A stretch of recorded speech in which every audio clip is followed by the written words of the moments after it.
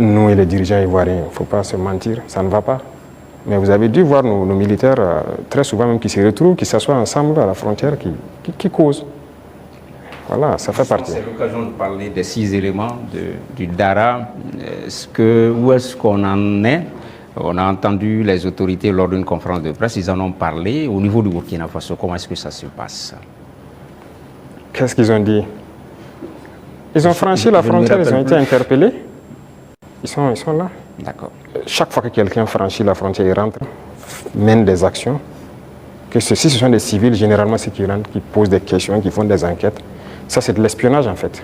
Donc, c'est logique qu'on les arrête et qu'on les entende.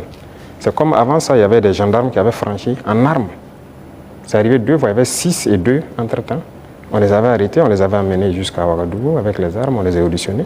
Mais un jour, le ministre de la Défense m'a dit que son homologue l'a appelé et plaidé si on peut les libérer. J'ai vu les services de renseignement et j'ai dit, bon, écoutez, s'ils ne sont pas rentrés avec une mauvaise intention et tout, fraternité d'armes et tout ça, il faut les libérer. Le même jour, ils ont été libérés. Et nous aussi, nous espérions que les Ivoiriens, il y a des civils burkinabés en prison, qu'ils les libèrent. Malheureusement, c'est 2 ou 3 jours après, on apprend le décès de notre frère en prison. Et les autres qui sont en prison sont toujours en prison. Et même ce sont des civils, des commerçants. Écoutez, ça, c'est pas de la bonne collaboration. Donc, pour les 6 éléments, on attend. On n'a rien reçu d'abord comme approche ou quoi que ce soit. Pourtant, le porte-parole du gouvernement ivoirien a indiqué qu'ils espèrent, qu'ils privilégiaient la voie du dialogue avec le Burkina Faso. Il a dit en conférence de presse le mercredi passé. On les attend.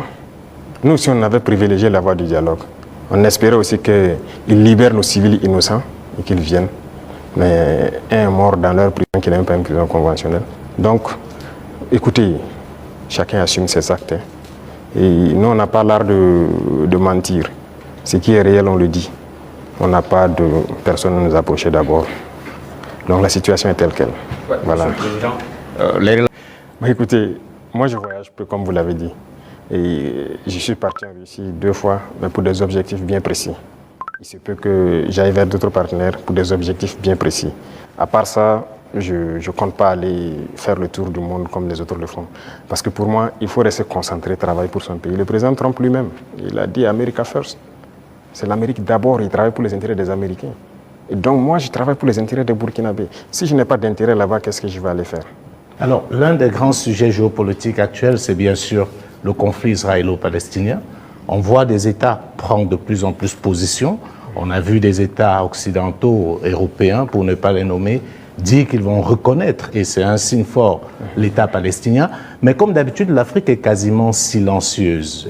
Elle est dans la position attentiste. Est-ce que vous, du Burkina, vous pouvez donner une position qui permet de comprendre un peu ce que pense l'Afrique par rapport à ce qu'on est en train de vivre aujourd'hui dans la bande de Gaza? Je ne peux pas vous donner une position qui permet de voir ce que pense l'Afrique. Certains Africains, ou certains dirigeants africains. Parce que beaucoup de dirigeants africains ont une autre manière de voir les choses. C'est le malheur de l'Afrique, si je peux le dire, on n'est pas unis.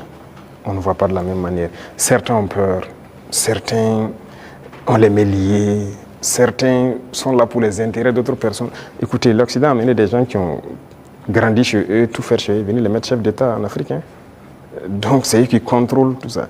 Et donc l'Afrique ne peut pas avoir une opinion. Mais je sais qu'au fond de tout un chacun, personne n'aimerait voir ce qui se passe là-bas, se passer chez lui. Mais malheureusement, sur le continent africain, il y a une situation pareille. Au Congo, qu'est-ce qu'on fait même pour le Congo? En République démocratique du Congo. Ça fait combien de millions de morts? Depuis combien de temps? Nous-mêmes, nous sommes en guerre.